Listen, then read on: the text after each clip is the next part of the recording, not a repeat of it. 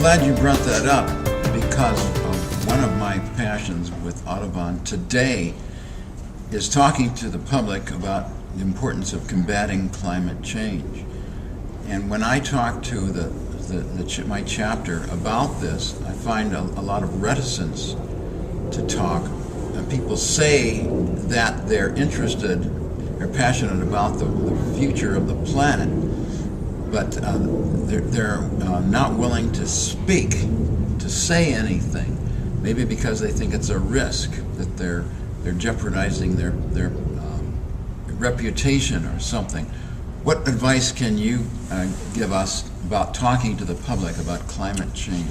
It's a difficult subject, and it's one we're all working on. Climate change is such a huge subject, and climate change talks about changes in environmental conditions over 1,000 years, and the sea level rising 3 centimeters. That's hard for people to grab onto. And if you tell me that the climate is getting 2 degrees warmer the next 20 years, you know, in the summertime, I can't tell the difference between 84 and 87. That doesn't mean anything to me. People have to connect to the basic issue and what is driving it. And the best evidence we have today, the best scientific fact gathering we have today, says that human actions, primarily in the use of fossil fuels, is driving this problem. And so we have to connect to that. We have to break it into pieces small enough for people to be able to digest and do something with. I mean, if you ask me to deal with climate change and rising sea levels, I can't do that. But if you tell me to deal with how climate change is affecting the bird population in the Rocky River Important Bird Area, I can see that. I can connect to that. That's something I can grab onto and work. So it's breaking it into manageable pieces. Stan, in trying to connect the concept of climate change with habitat, couldn't we say that the eradication of the rainforest in South America, Ecuador, Venezuela, Colombia, is having a direct impact on the migration capabilities of songbirds that we enjoy seeing here in North America? Well, certainly destruction of habitat in South America is where these migrants winter, so their winter homes are being destroyed. What's as important is migratory stopover habitat along the way.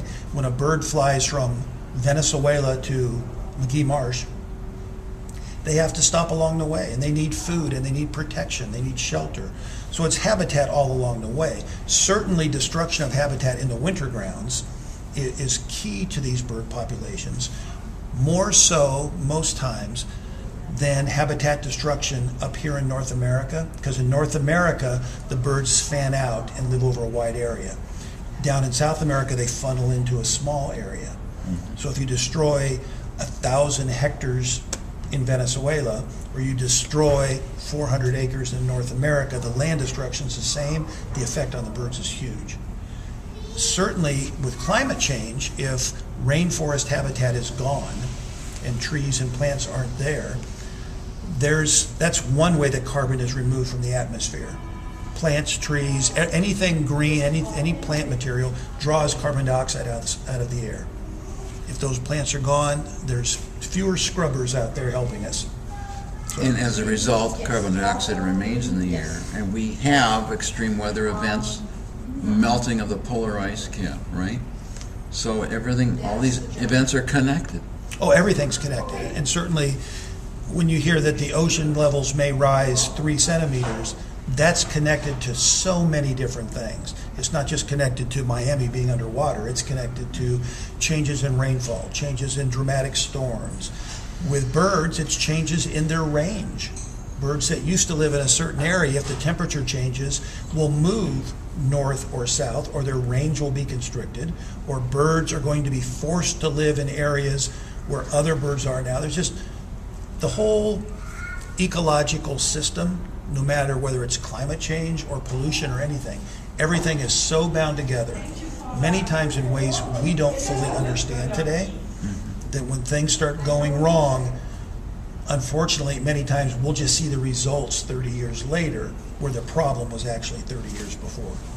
Well, Stan, when we're speaking to audiences, particularly denier audiences, those who aren't going to enter into this conversation,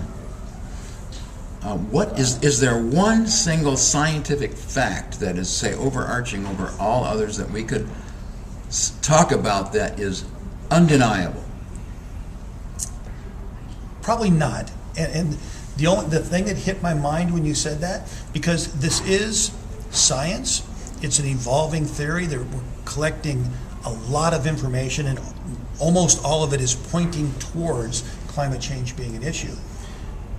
The bottom line for me is, many times, even though this is so complex and difficult to get a hold of, if we say that the unrestricted release of carbon dioxide into the air, whether it's from cars or factories or electrical plants burning coal, all the stuff we're doing, I believe the evidence shows that is affecting climate change.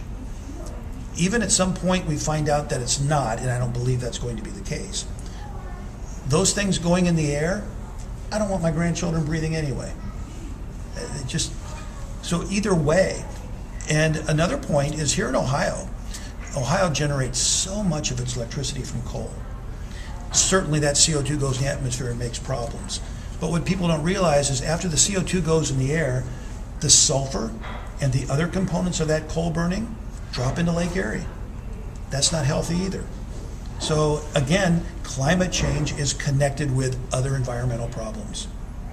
And so we have to deal with it from many different ways. The biggest thing I would say to anyone watching this video is, get involved.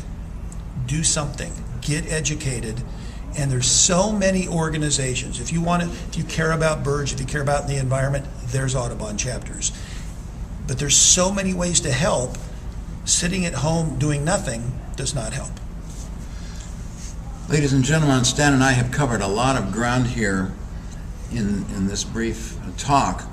We started with the important bird area project in the Western Cuyahoga Audubon Society and finished off with climate change. But as Stan said, all these issues are connected, and we hope that you'll get involved to help us save the environment for the future of mankind. Thanks very much for listening.